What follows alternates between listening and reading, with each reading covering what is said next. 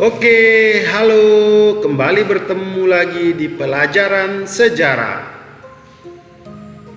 Pada pertemuan hari ini, kita akan membahas tentang asal-usul nenek moyang bangsa Indonesia. Sudah siap belajar ya? Oke, asal-usul nenek moyang bangsa Indonesia itu kita akan mempelajari. Yang pertama adalah teori Afrika, yang kedua teori Yunan. Nah, di teori Yunan ada tiga. Yang pertama kedatangan orang Negrito, yang kedua kedatangan Proto Melayu, ketiga kedatangan Deuto Melayu, dan yang terakhir adalah teori Nusantara. Yang pertama kita akan membahas teori Afrika.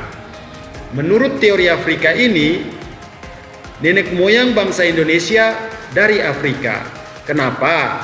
Karena pada tahun 60.000 sebelum Masehi, suhu bumi mulai menurun sehingga menyebabkan terbentuklah es di daerah yang sekarang kita kenal dengan apa? Ayo.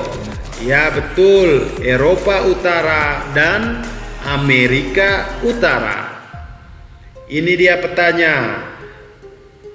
Nah, dari Afrika dia ke Eropa, selanjutnya dia ke Amerika Utara. Jelas ya petanya? Oke, kalau sudah jelas, kita kembali lagi. Nah, sekitar tahun 55.000 sebelum Masehi itu manusia mulai berimigrasi ke Asia Tengah.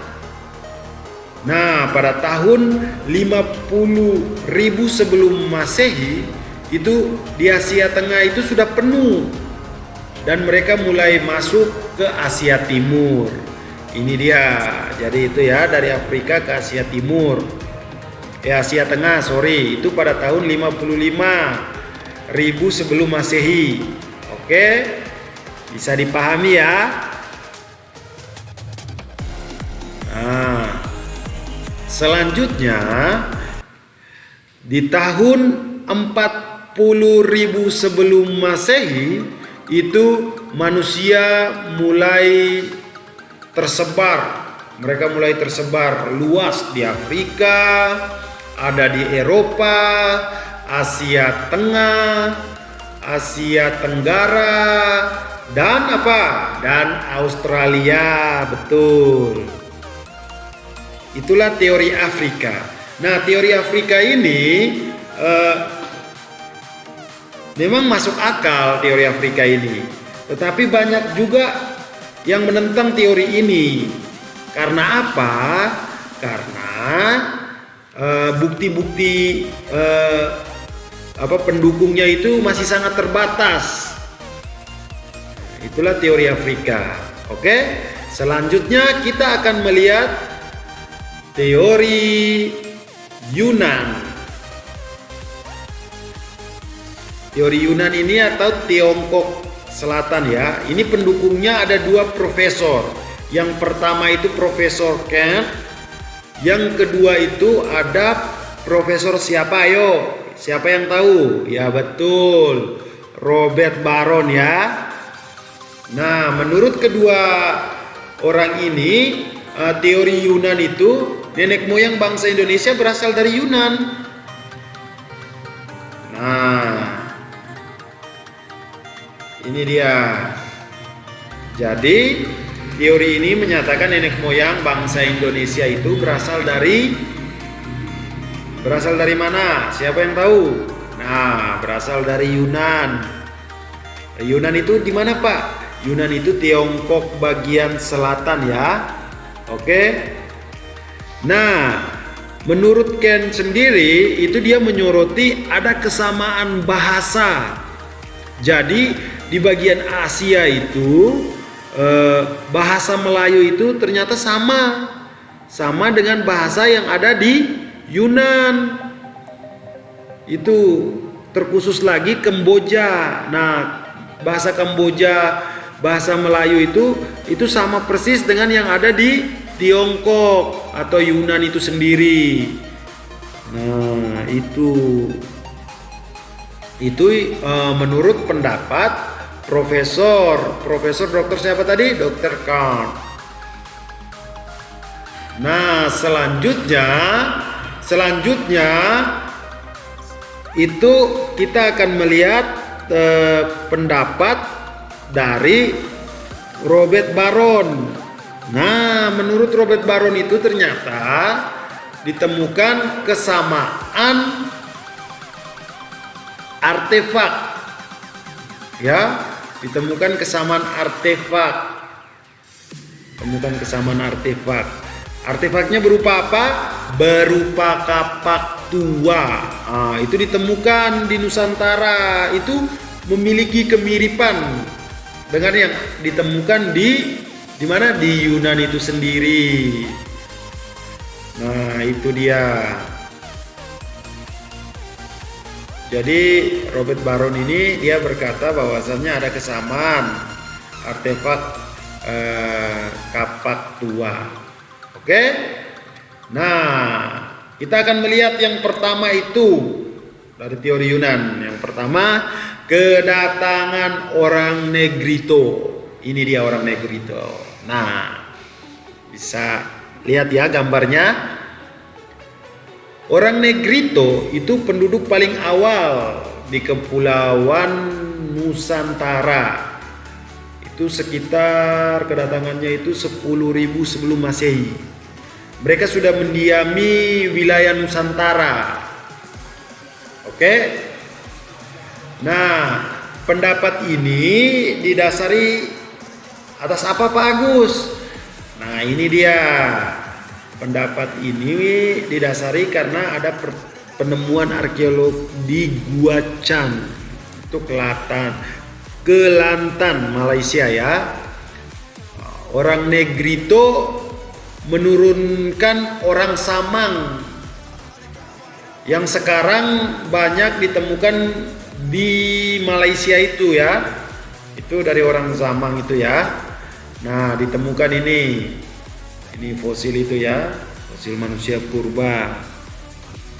Itu dia. Nah, ciri-ciri orang Negrito ini seperti apa Pak Agus? Itu yang pertama, ciri-cirinya itu adalah berkulit gelap, berambut keriting, bermata bulat atau bundar, terus berhidung lebar, terus apa lagi? Berbibir penuh dan berbadan pendek. Oke, bisa ya. Selanjutnya kita lihat yang kedua. Kedua apa? Kedatangan Proto Melayu atau disebut dengan Melayu Muda ya ini. Nah, migrasi pertama diperkirakan pada tahun berapa? Pada tahun 2500 sebelum Masehi. Ini ya. Jadi Proto Melayu ini mempunyai peradaban lebih maju daripada Negrito. Mereka peradabannya lebih maju. Nah, orang-orang ini pandai membuat alat-alat bercocok tanam, barang pecah belah. Oke. Nah, mereka itu masuk melalui dua jalur. Kita akan lihat. Jalur yang pertama itu menyebar ke Sulawesi dan Papua. Nah, kebudayaan yang dibawa apa? Kebudayaan Neolitikum. Nah, kebudayaan Neolitikum ya. Berupa apa? Kapak lonjong. Nah, keturunan antara lain adalah masyarakat apa? Siapa yang tahu ayo? Betul, masyarakat Toraja. Nah, ini dia kapak lonjongnya ya. Bisa dilihat ya. Oke, yang kedua, jalur yang kedua itu menyebar ke Sumatera, Kalimantan dan Jawa, Bali. Dan apalagi Nusa Tenggara. Kebudayaan apa yang dibawa? Pasti kebudayaan Neolitikum berupa beliung persegi. Nah, keturunan antara lain adalah, coba, masyarakat Nias, Batak, Dayak, dan Sasak. Nah, ini dia ya, kapak persegi, itu dia. Itu yang garis warna merah itu Proto Melayu, yang hitam Deuto Melayu. Oke, selanjutnya kita akan lihat yang ketiga, kedatangan apa? Kedatangan Deuto Melayu atau disebut dengan Melayu Muda. Nah, ini dia petanya ya, bisa dilihat ya. Ini, jadi pada tahun 1500 sebelum Masehi itu terjadi gelombang ya, migrasi kedua. Jadi mulai ada migrasi kedua atau penduduk ras Melayu atau disebut dengan Austronesia dari Teluk Tonkin. Nah, dari Teluk Tonkin. Jadi Deuto Melayu ini hidup secara berkelompok dan tinggalnya itu sudah menetap ya. Dia sudah menetap di suatu tempat. Nah, keturunan saat ini adalah apa? Masyarakat apa coba? Masyarakat Jawa. Terus masyarakat Bugis ya. Terus kebudayaan yang dibawa ada kebudayaan Perunggu yang dikenal dengan kebudayaan Dongson, atau kenapa disebut karena Teluk Tonkin. Nah, berdasarkan hasil penemuan kebudayaan Perunggu ini, itu ada di Indonesia, itu sama dengan yang ada di mana? Di Dongson. Nah, contohnya apa? Yang pertama adalah kapak corong, nekara, bejana, perunggu, dan arca perunggu. Itu dia. Nah, ini yang terakhir nih. Terakhir adalah teori Nusantara. Pada teori Nusantara ini, dia berpendapat bahwa nenek moyang bangsa Indonesia itu berasal dari Nusantara itu sendiri atau Indonesia itu sendiri. Siapa sih profesor pendukungnya? Yaitu Himli. Terus ada lagi, siapa ini? Siapa yang tahu? Muhammad Yamin. Ini, terus satu lagi, ayo. Ini ada yang tahu nggak? Siapa coba ini? Iya, betul, Sultan Ali Jabah.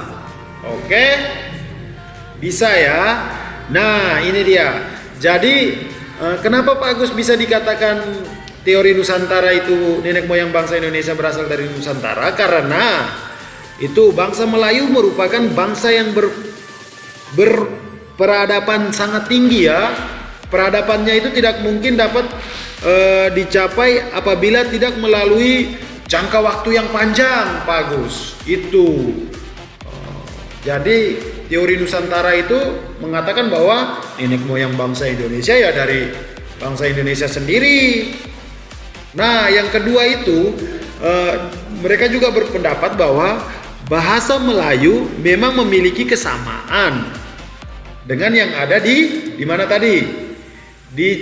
Di mana? Di Champa atau Kamboja. Itu adalah bersifat kebetulan. Ini ya pendapat dari teori Nusantara. Itu hanyalah suatu kebetulan. Itu. Nah, yang berikutnya ada karena apa? Karena banyak fosil dan artefak yang ditemukan di Indonesia. Itu banyak. Ada Homo wajakensis, ada Homo soloensis, banyak. Makanya teori Nusantara berkata nenek moyang bangsa Indonesia itu berasal dari bangsa Indonesia sendiri. Nah, itu ada soloensis, ada Homo wajakensis, banyak ya. Nah, selanjutnya kita akan lihat yaitu bahasa yang berkembang di Nusantara ini. Ayo, itu rumpun bahasanya Austronesia. Oke, bahasa Austronesia itu sangat jauh berbeda dengan bahasa yang berkembang di Asia Tengah. Oke, sampai di sini dulu. Terima kasih, semangat belajar ya. Oke, sampai ketemu di materi selanjutnya. Terima kasih.